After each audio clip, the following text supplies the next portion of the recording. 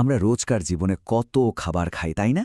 কিন্তু কখনো কি ভেবে দেখেছি যেটাকে আমরা সবজি বলে জানি সেটা আসলে বিজ্ঞানের চোখে ফল হতে পারে? এই যে ফল আর সবজির একটা মজার ধাঁধা আছে, চলেন আজ সেই রহস্যটাই একটু খোলাসা করা যাক।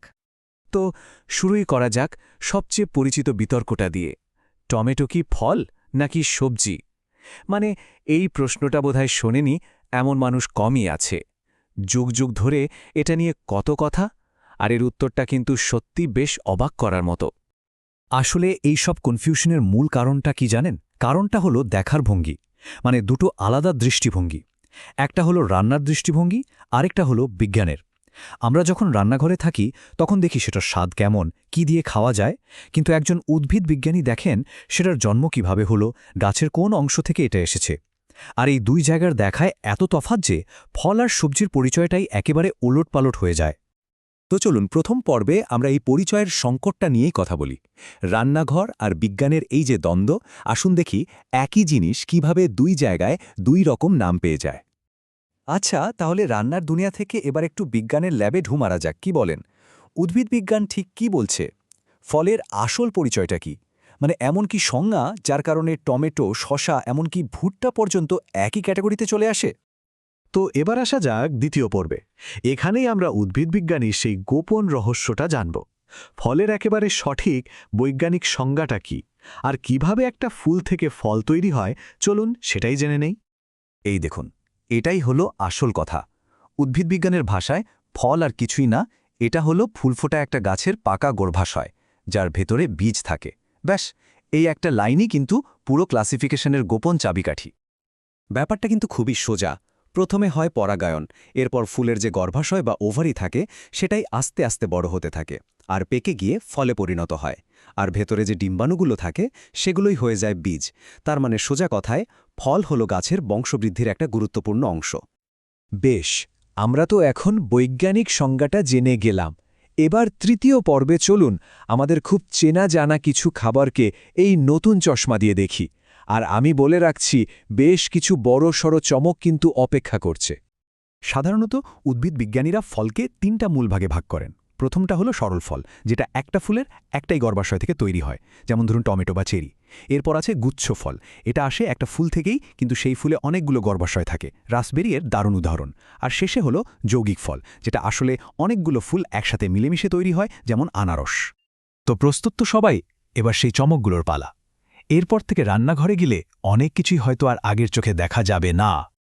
প্রথমেই বলি কলার কথা। কলা কি? একটা ফল, তাই তো?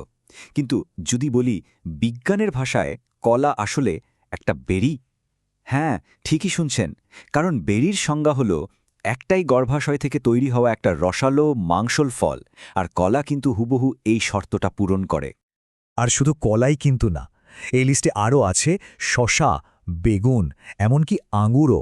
ভাবা যায় উদ্ভিদবিজ্ঞানের চোখে এরা সবাই হলো ট্রুবেরি, অথচ রান্নাঘরে আমরা এদের কাউকে সবজি, কাউকে ফল বলে ডাকি।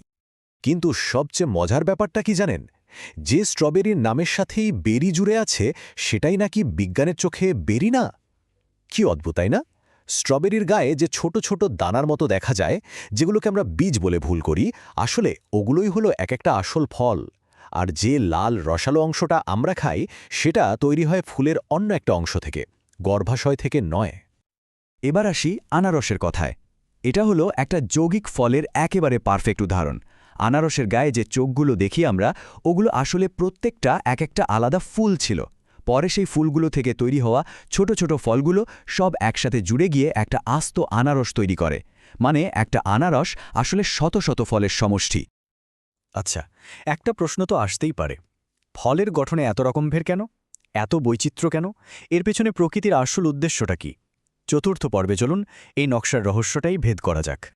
এর উত্তরটা আসলে খুবই সহজ এবং সুন্দর। একটাই উদ্দেশ্য, বীজ ছড়িয়ে দেওয়া।